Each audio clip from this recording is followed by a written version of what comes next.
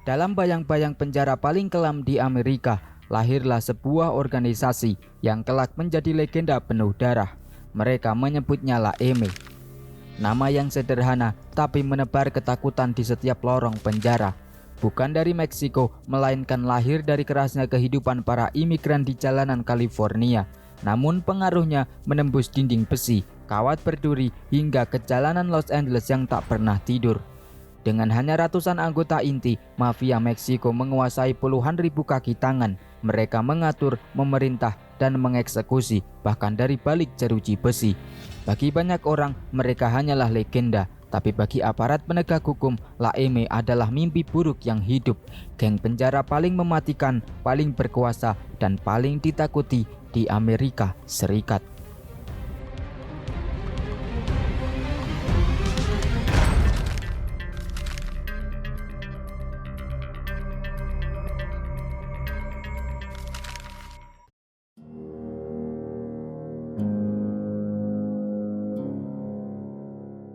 Mafia Meksiko atau La M lahir pada tahun 1957. Organisasi ini dibentuk oleh 13 anggota geng jalanan Hispanik dari berbagai wilayah di Los Angeles.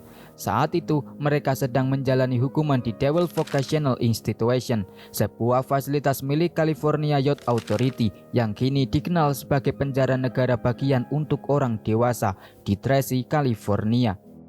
Tujuan awal pembentukan geng ini sangatlah sederhana, namun sangat penting, yaitu untuk melindungi para narapidana Hispanik dari ancaman geng-geng lain di dalam penjara.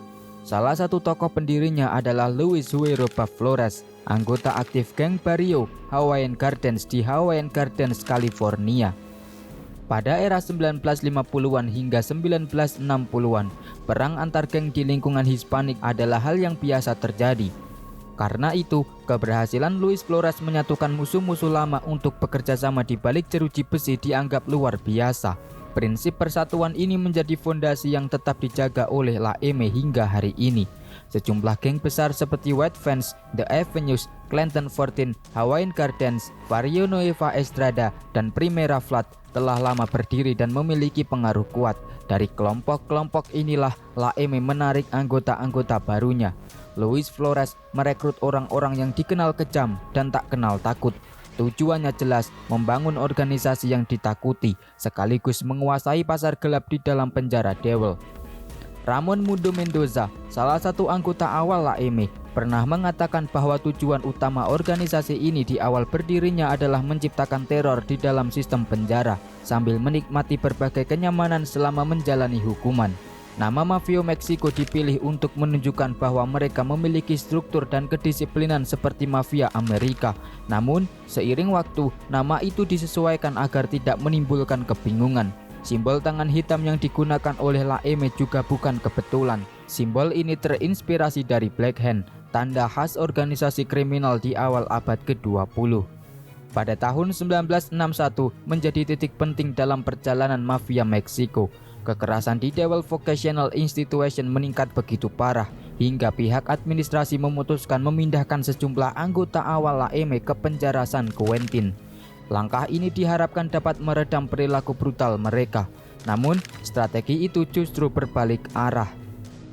Tak lama setelah tiba di San Quentin, seorang anggota La M bernama Seine Sedena terlibat dalam insiden yang menggemparkan. Saat berada di lapangan bawah, ia dihampiri oleh seorang narapidana kulit hitam bertubuh besar yang mengejeknya dengan cara mencium pipinya. Beberapa saat kemudian, Cadena kembali dengan membawa pisau rakitan penjara dan menusuk narapidana itu hingga tewas. Meski lebih dari 1.000 orang menyaksikan kejadian tersebut, tak satupun yang berani memberi kesaksian.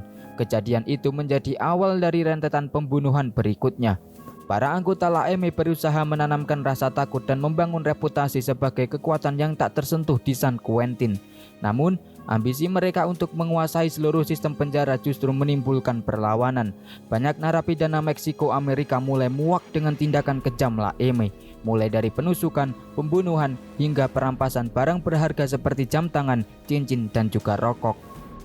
Dari rasa muak itulah lahir sebuah geng tandingan bernama Nuestra Familia atau Keluarga Kami. Geng ini mulai terbentuk pada pertengahan 1960-an di California Correctional Training Facility, Soledad. Beberapa pendirinya berasal dari Los Angeles, namun seiring waktu, Nuestra Familia lebih banyak menarik anggota dari komunitas pedesaan di California Utara. Bagi mafia Meksiko, Nuestra Familia dianggap sebagai kelompok kelas bawah. Mereka sering menyebutnya dengan istilah farmeros, yang berarti petani. Namun, penghinaan itu justru memperdalam jurang permusuhan antara kedua kubu. Puncaknya terjadi pada tahun 1968 di San Quentin. Seorang soldado La M mencuri sepasang sepatu milik simpatisan Nuestra Familia. Insiden sepele itu memicu kerusuhan besar. 19 narapidana ditusuk dan 1 anggota La M tewas. Peristiwa ini kemudian dikenal dengan nama Perang Sepatu atau Sowar, yang menjadi awal dari konflik berdarah antara La M dan Nuestra Familia. Melalui kekerasan dan intimidasi, mafia Meksiko terus memperluas kekuasaannya. Mereka berhasil mengendalikan hampir seluruh aktivitas ilegal di dalam penjara California. Bahkan, pengaruh mereka tak berhenti di balik jeruji besi. Ketika para anggotanya dibebaskan, mereka membawa sistem yang sama ke dunia luar, menguasai distribusi narkotika di California Selatan, dan memungut pajak dari para pengedar sebagai bentuk loyalitas kepada La M. La M tidak boleh disamakan dengan New Mexican Mafia. Sekitar tahun 1974, sekelompok narapidana Hispanik di Arizona State Prison Florence membentuk sebuah geng penjara yang mereka sebut Mexican Mafia. Pada waktu itu, pejabat Departemen Pemasyarakatan Arizona mulai menyadari bahwa kelompok ini meniru struktur dan filosofi dari Mexican Mafia asal California, organisasi yang sudah berdiri jauh lebih dulu dan telah dikenal luas di sistem penjara.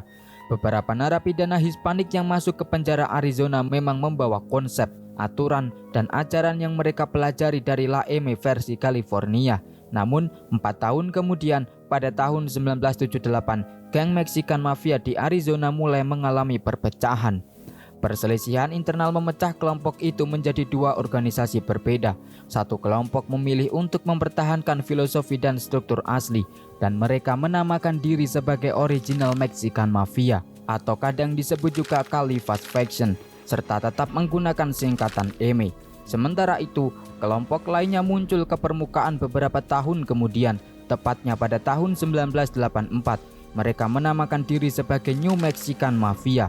Sejak saat itu, konflik berdarah tidak bisa dihindari. Kedua kelompok saling menyerang dan melakukan pembunuhan terhadap sesama narapidana.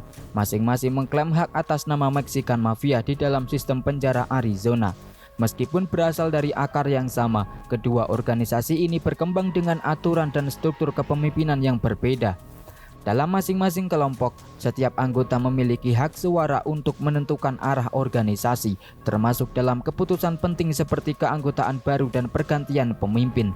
Namun, pemimpin tertinggi yang terpilih dan disetujui oleh para anggota memiliki wewenang penuh untuk mengambil keputusan akhir yang menyangkut kepentingan organisasi secara keseluruhan.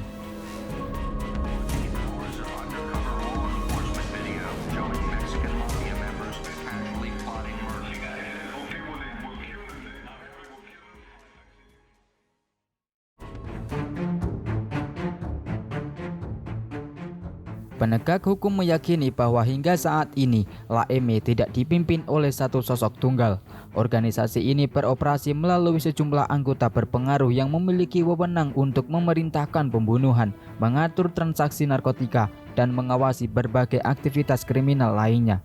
Mereka didukung oleh hampir 1.000 rekanan yang bertugas melaksanakan perintah dan menjaga jalannya operasi di dalam maupun di luar penjara. Secara teoritis, La M memiliki kendali atas seluruh anggota geng Sureño, jaringan geng jalanan Hispanik yang tersebar luas di California Selatan.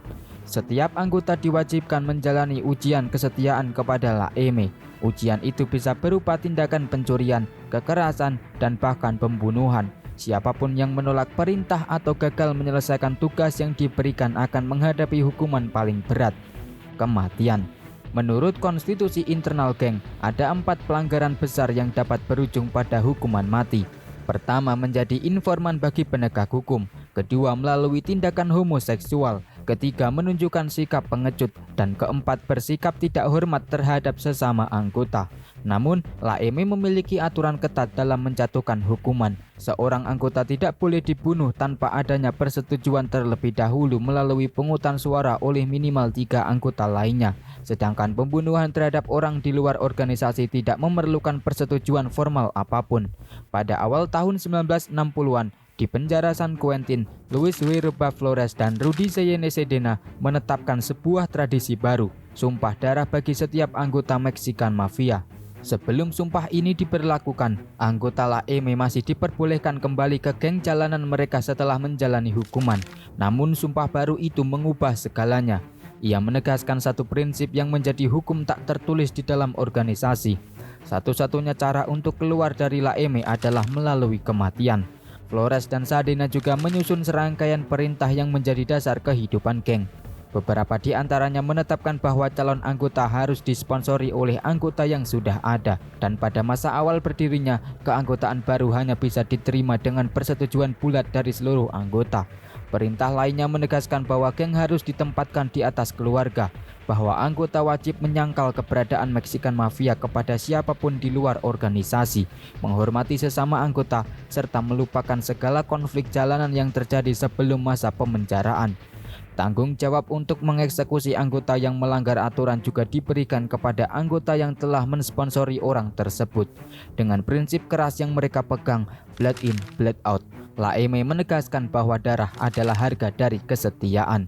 Untuk masuk, seseorang harus menumpahkan darah, dan bagi yang mencoba keluar, darahnya sendiri yang akan menjadi taruhannya. Ada beberapa aturan dan kode etik di dalam organisasi Meksikan Mafia. Pertama, seorang anggota tidak boleh mengangkat tangan atau melakukan kekerasan terhadap anggota lain tanpa persetujuan pemimpin. Kedua, seorang anggota tidak boleh menunjukkan rasa tidak hormat terhadap keluarga anggota lain, termasuk tidak boleh berhubungan dengan istri atau pacar anggota lain. Ketiga, seorang anggota tidak boleh mencuri dari sesama anggota. Keempat, seorang anggota tidak boleh menjadi homoseksual, pelaku pelecehan seksual, pembunuh anak, pelaku kekerasan terhadap anak, atau pemerkosa. Kelima, seorang anggota tidak boleh berpolitik atau menyebarkan perpecahan di dalam organisasi. Keenam, keanggotaan bersifat seumur hidup. Satu-satunya jalan keluar adalah kematian. Ketujuh, pembalasan wajib dilakukan terhadap siapapun yang menentang atau mengkhianati Laeme tanpa pengecualian. Delapan, dendam harus dibalaskan meskipun membutuhkan bulan, tahun, atau bahkan dekade untuk melaksanakannya. 9. Jika seorang anggota Laeme disakiti atau dibunuh oleh siapapun, baik oleh polisi maupun geng lain, pembalasan harus dilakukan segera dengan cara yang cepat, brutal, dan mematikan. 10. Wajib menyerang atau membunuh semua anggota yang keluar atau drop out atau pengkhianat. 11. Laeme adalah prioritas utama, bahkan di atas keluarga, agama, dan Tuhan. 12. Seorang anggota tidak boleh mencampuri urusan bisnis anggota lain. 13. Seorang anggota tidak boleh menyakiti anak-anak dalam keadaan apapun. 14. Seorang anggota harus selalu memperlakukan keluarga anggota lain dengan hormat dan kebaikan. 15. Seorang anggota harus melindungi sesama anggota dari bahaya. Dan yang terakhir, seorang anggota harus memperlakukan anggota lain seperti saudara kandungnya sendiri. Mafia Meksiko atau Laeme dikenal sebagai organisasi pengendali utama bagi hampir seluruh geng Hispanik di California Selatan. Pengaruhnya bahkan meluas hingga ke beberapa geng di wilayah California Tengah dan Utara. Geng-geng bawahan yang berada di bawah kendalinya dikenal dengan sebutan Sureños. Dalam struktur kekuasaan ini, hampir seluruh anggota geng Hispanik di California Selatan diwajibkan untuk mematuhi setiap perintah yang datang dari anggota resmi Laeme. Penolakan terhadap perintah tersebut dianggap sebagai bentuk pengkhianatan, dan dalam banyak kasus, pengkhianatan berarti hukuman mati. Selain kekuatan militernya di dalam penjara, Laeme juga dikenal karena kemampuannya menjalin aliansi strategis. Salah satu aliansi tidak resminya terbentuk dengan Aryan Brotherhood, sebuah kelompok supremasi kulit putih. Hubungan ini muncul bukan karena kesamaan etnis atau ideologi, melainkan karena keduanya memiliki musuh bersama di dalam sistem penjara. Musuh utama Laeme sejak lama adalah geng penjara Nuestra Familia. Kedua organisasi ini terlibat dalam konflik berdarah yang berlangsung selama puluhan tahun. Selain itu, Laeme juga bermusuhan dengan Black Guerrilla Family atau BGF, kelompok yang memiliki hubungan longgar dengan Nuestra Familia. Dalam perkembangan yang lebih baru, dua geng jalanan besar, Blood dan Crip, juga masuk ke dalam daftar musuh La Eme. Jaringan permusuhan dan aliansi inilah yang menjadikan La Eme bukan sekedar geng penjara, tetapi sebuah organisasi kriminal dengan pengaruh yang meluas jauh keluar tembok penjara. Mafia Meksiko atau La Eme dikenal memiliki berbagai simbol khas yang digunakan untuk menandai identitas dan loyalitas para anggotanya. Simbol-simbol ini bukan sekedar tanda, tetapi juga cerminan kebanggaan dan rasa hormat terhadap organisasi. Salah satu simbol yang paling terkenal adalah gambar tangan hitam, The Black Hand. Simbol ini telah menjadi lambang kekuasaan dan ancaman, sekaligus peringatan bagi siapapun yang berani menentang La Eme. Tato yang paling sering digunakan oleh para anggota menampilkan lambang nasional Meksiko, seekor elang yang mencengkram ular, berdiri gagah di atas lingkaran api dengan dua bilah pisau bersilang di bawahnya. Setiap detailnya memiliki makna, keberanian, kekuatan, dan kesetiaan tanpa batas terhadap organisasi.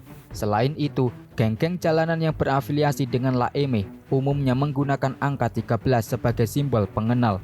Angka ini memiliki arti khusus karena huruf M adalah huruf ke-13 dalam alfabet Latin modern. Dengan demikian, angka 13 menjadi representasi langsung dari La Eme atau The M.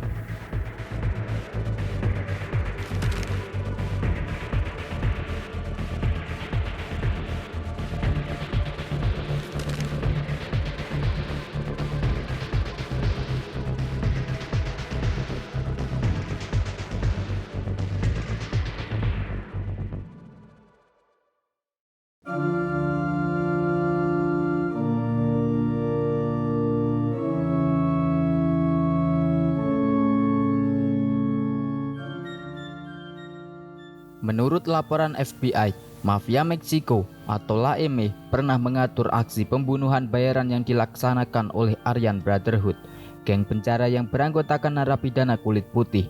Kedua kelompok ini menjalin hubungan berdasarkan kepentingan bersama karena mereka memiliki musuh yang sama, Norteños, serta geng kulit hitam Black Guerrilla Family atau BGF dan Black Disciples. Meskipun La Eme melarang keras homoseksual untuk menjadi anggota, kenyataannya organisasi ini turut terlibat aktif dalam praktik prostitusi homoseksual di dalam sistem penjara.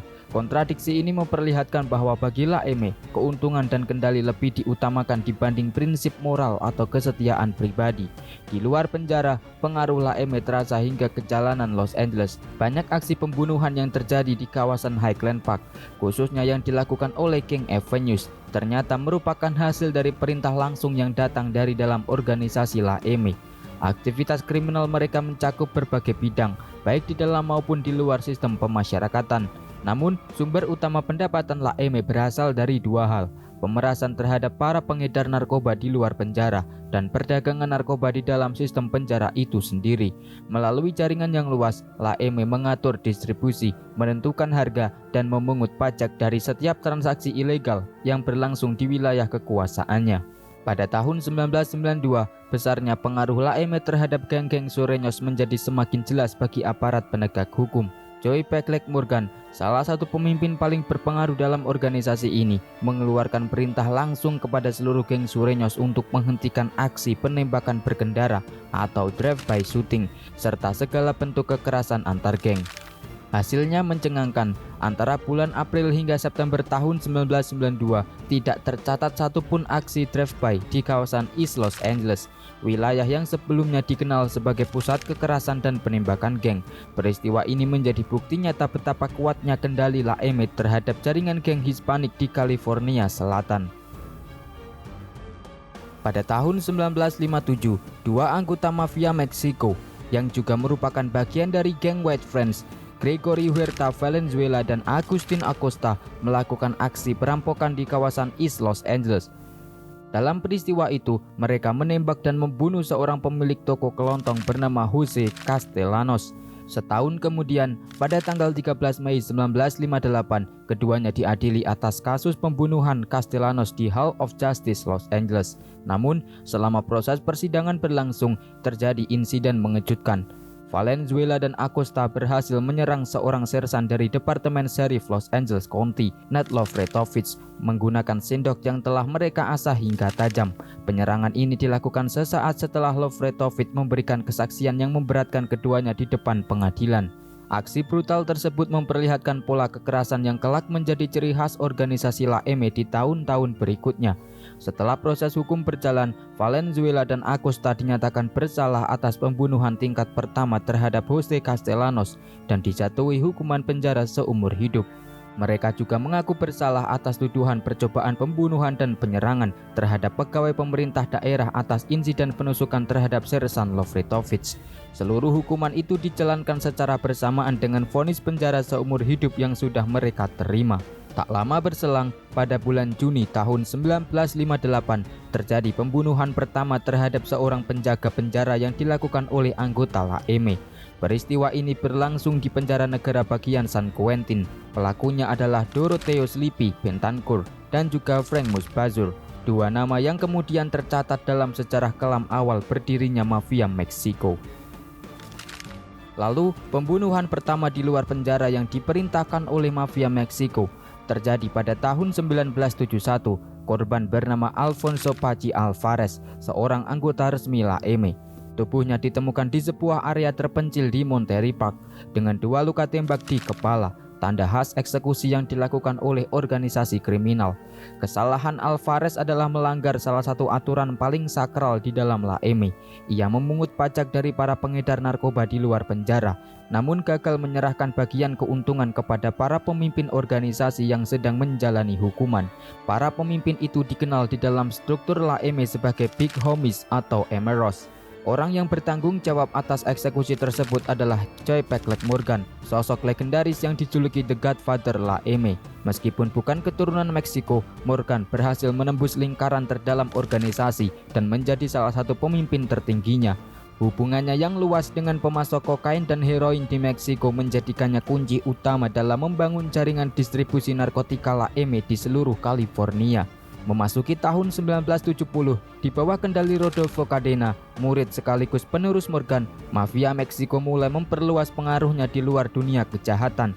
Mereka menyusup ke berbagai komunitas Hispanik, bahkan mengambil alih sejumlah organisasi sosial. Program-program yang awalnya bertujuan untuk mencegah penyalahgunaan alkohol dan narkoba justru dimanfaatkan untuk mengalirkan dana yang kemudian digunakan membiayai kegiatan kriminal La M. Selain itu, organisasi ini juga menjalin kerjasama dengan keluarga kejahatan Italia Amerika di Los Angeles. Melalui kolaborasi ini, mereka menyelewengkan dana dari Get Going, sebuah program rehabilitasi narkoba yang dibiayai oleh pemerintah. Namun, pada tahun 1977, seorang perempuan bernama Ellen Delia, pendiri program Get Going, mulai mencurigai adanya infiltrasi dari 2 jaringan mafia tersebut. Ia pun bertekad untuk mengungkap kebenarannya dan telah menjadwalkan pertemuan dengan Sekretaris Kesehatan dan Pelayanan Sosial Negara Bagian California. Namun, sebelum pertemuan itu sempat terjadi, Ellen Delia ditemukan tewas dibunuh. Seluruh bukti yang dikumpulkannya mengenai keterlibatan mafia Meksiko dan mafia Italia dalam skandal Get Going menghilang tanpa jejak. Kematian Delia menjadi simbol betapa dalamnya cengkeraman La M, sebuah organisasi yang tak segan menghapus siapapun yang mengancam rahasianya. Kemudian, pada tanggal 14 Oktober 1984, Alfred Arthur Chato Sandoval, seorang anggota berpangkat tinggi mafia Meksiko sekaligus anggota geng Arizona Maravilla, terlibat dalam insiden berdarah di Belvedere Park, East Los Angeles. Dalam perkelahian antar geng tersebut, Sandoval menembak dan membunuh 2 orang, Gilbert Martinez dan Anthony Aceves. Korban ketiga, Manuel Torres, berhasil selamat dari serangan itu. Ketika korban diketahui merupakan anggota geng Mariana Maravilla, kelompok yang berseteru dengan geng Sandoval. Hanya 2 minggu kemudian, pada tanggal 31 Oktober 1984, kekerasan kembali terjadi. Ray dan Marlene Wells ditemukan tewas ditembak secara eksekusi di rumah mereka di Baldwin Park. Sandoval membunuh Ray Wells karena mencurigainya telah memberitahu polisi tentang lokasi mobil yang digunakan dalam pembunuhan di Belvedere Park. Marlene Wells kemudian menjadi korban berikutnya, dibunuh karena menyaksikan pembunuhan suaminya. Pengadilan Tinggi Los Angeles County menyatakan Alfred Arthur Sandoval bersalah atas 4 tuduhan pembunuhan tingkat pertama.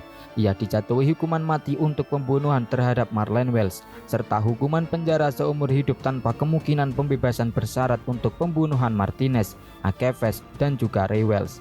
Namun, pada tanggal 6 November 2000, Pengadilan Banding Sirkuit ke-9 membatalkan vonis hukuman mati tersebut. Meski demikian, Sandoval tetap menjalani hukuman penjara seumur hidup tanpa pembebasan bersyarat.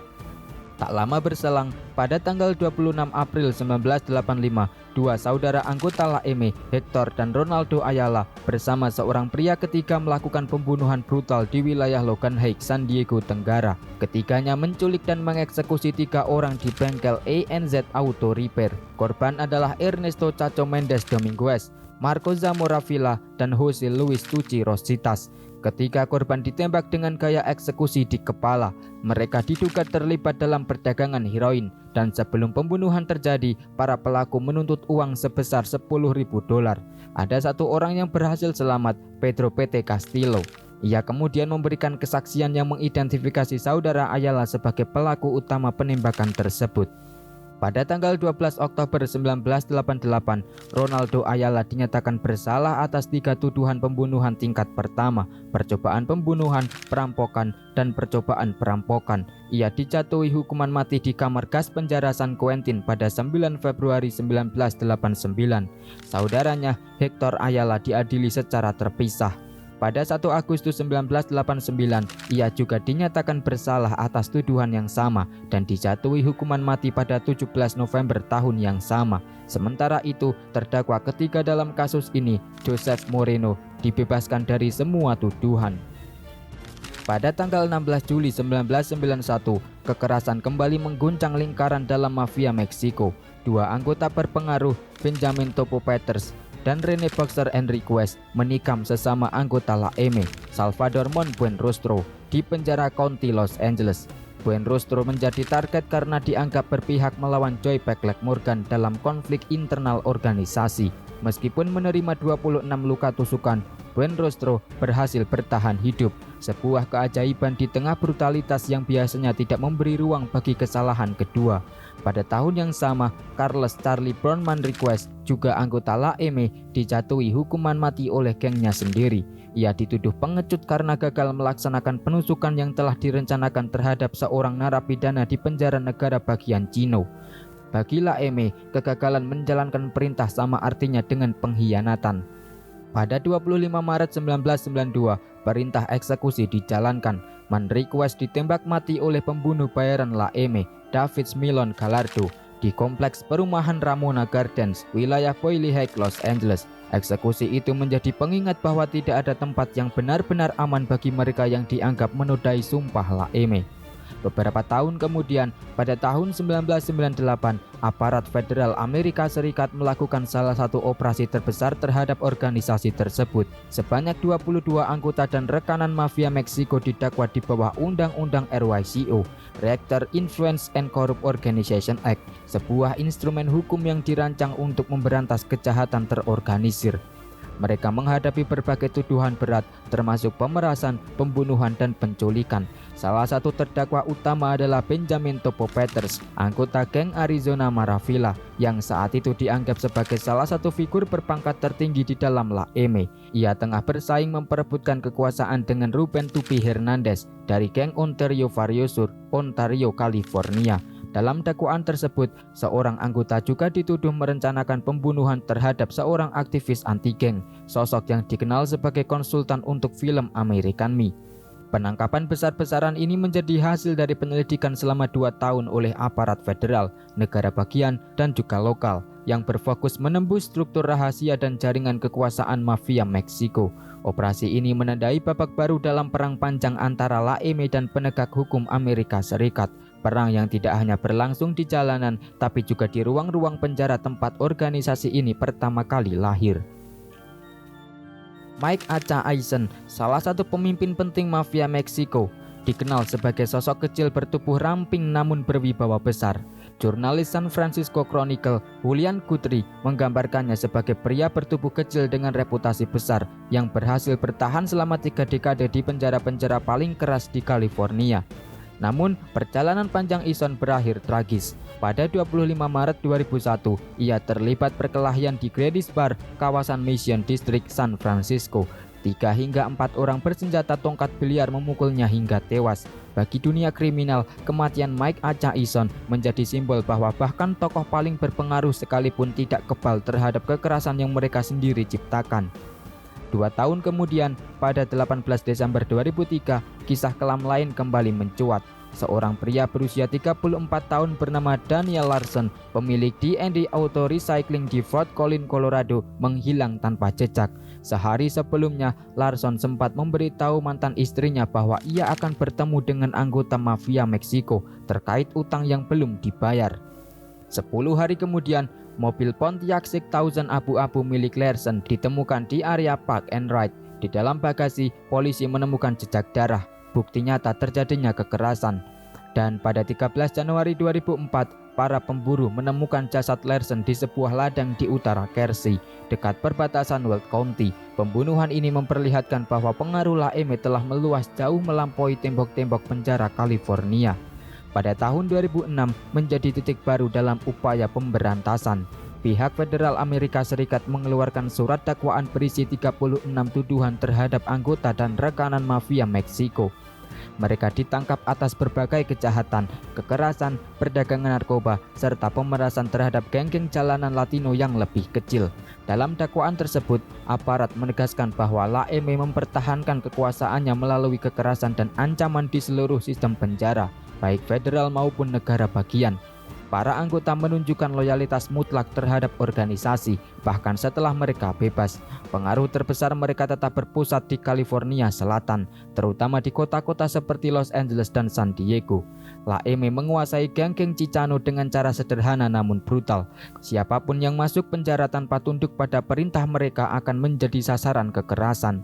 Sementara geng atau pengedar yang menolak membayar pajak perlindungan kepada mafia Meksiko seringkali dibunuh atau menghilang begitu saja.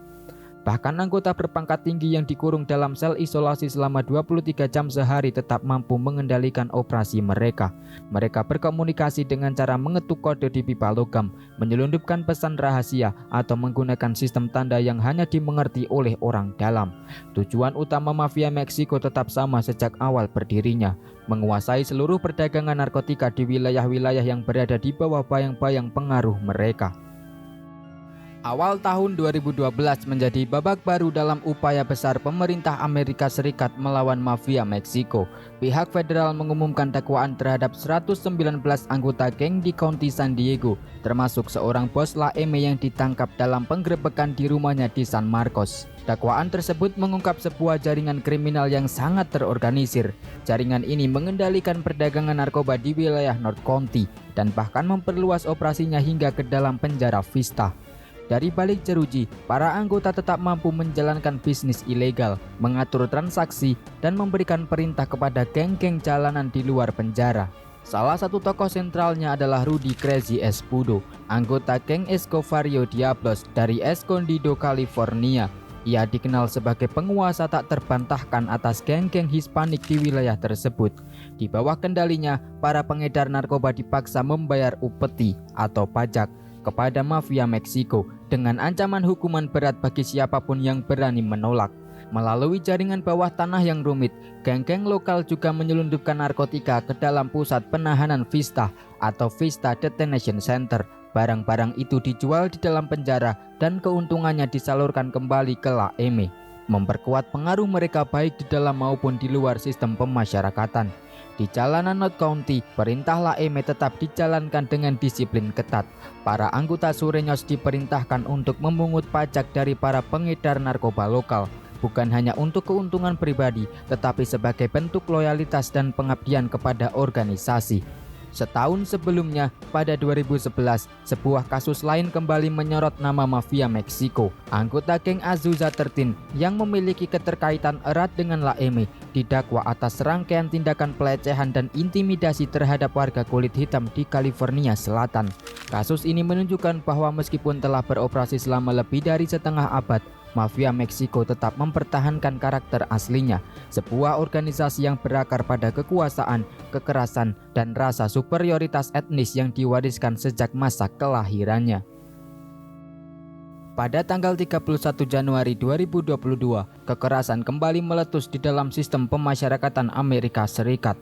Bentrokan antara anggota mafia Meksiko dan geng MS-13 terjadi di penjara federal Beaumont, Texas. Pertikaian berdarah itu menewaskan 2 orang narapidana dan melukai beberapa lainnya. Kekacauan di Beaumont menimbulkan ketakutan dan pecahnya perang geng berskala nasional. Sebagai langkah antisipasi, seluruh penjara federal di Amerika Serikat langsung diberlakukan penguncian total atau lockdown untuk mencegah serangan balasan dan meluasnya kekerasan antar geng. Beberapa bulan kemudian, pada Oktober 2022, Departemen Kepolisian Los Angeles (LAPD) bersama Biro Investigasi Federal (FBI) meluncurkan penyelidikan gabungan terhadap geng Westside Wilmas yang diketahui memiliki hubungan erat dengan La M. Penyelidikan itu berujung pada penggerbekan besar pada 17 Mei 2023. Dalam operasi tersebut, 12 anggota mafia Meksiko ditangkap. Petugas juga menyita 23 senjata api, 57,7 pon metamfetamin, sekitar 23.000 pil fentanil, 5,2 pon bubuk fentanil, serta 2,2 pon kokain. Operasi ini dilakukan di berbagai wilayah, mulai dari South Bay hingga Bakersfield, menegaskan luasnya jaringan kriminal yang dijalankan oleh La M. Namun, kekuatan organisasi ini belum sepenuhnya padam. Pada 21 Januari 2025, Departemen Kepolisian San Diego bersama Lembaga Penegak Hukum Negara Bagian dan Federal melancarkan operasi terkoordinasi setelah penyelidikan selama 6 bulan. Hasilnya, 39 orang yang terafiliasi dengan mafia Meksiko berhasil ditangkap. Investigasi tersebut mengungkap jaringan kejahatan besar yang dikendalikan langsung oleh para pimpinan La M, bahkan dari balik jeruji penjara. Para tersangka menghadapi tuduhan berat termasuk pembunuhan, percobaan pembunuhan, pembakaran, pemerasan, serta perdagangan senjata dan narkotika. Dalam operasi itu, polisi menyita lebih dari 3 lusin senjata api, serta sejumlah besar metamfetamin, kokain, dan juga fentanil. Bukti-bukti tersebut menunjukkan bahwa mafia Meksiko masih menjadi kekuatan dominan di dunia kejahatan terorganisir Amerika Serikat. Mereka mengendalikan berbagai geng jalanan, memaksa setiap pengedar narkoba untuk membayar pajak dari hasil penjualan mereka. Bahkan para pemilik bisnis sah pun tak luput dari ancaman. Siapapun yang menolak permintaan La M akan menghadapi kekerasan brutal, dari perusakan dan pembakaran hingga penganiayaan dan pembunuhan. Lebih dari 6 dekade sejak dibentuk, mafia Meksiko tetap bertahan. Dari balik sel isolasi hingga ke jalanan Los Angeles, bayangan kekuasaannya terus menyelimuti dunia bawah tanah Amerika.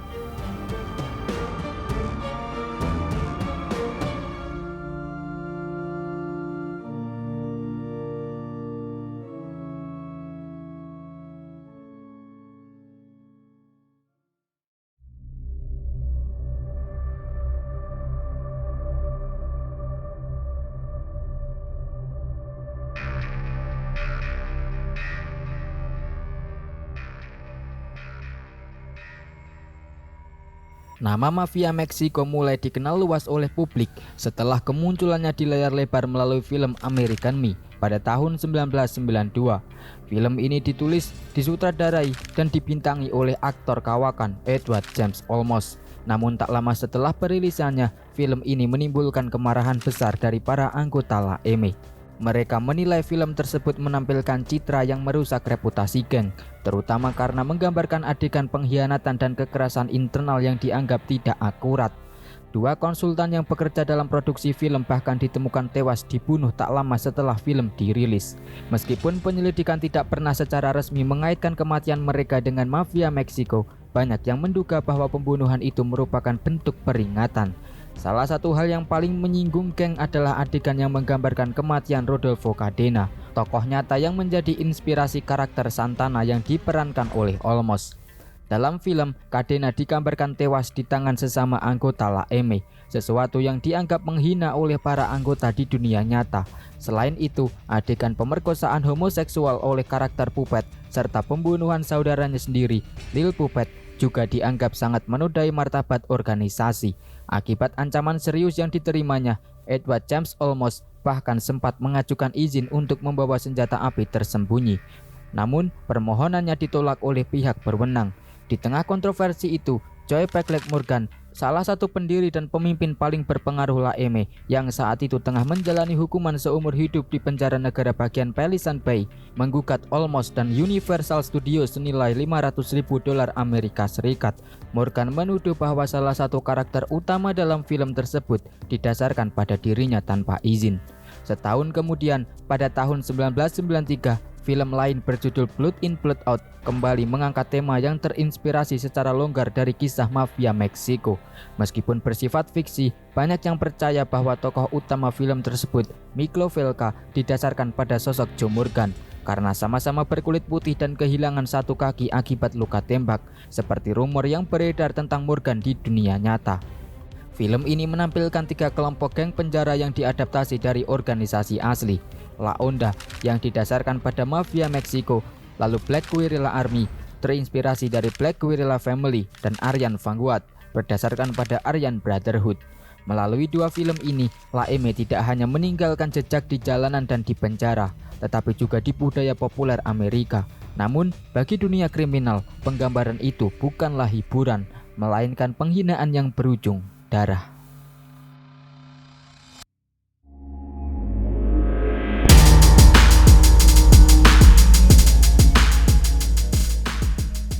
Selama puluhan tahun, mafia Meksiko tetap menjadi bayangan gelap di dunia kejahatan Amerika.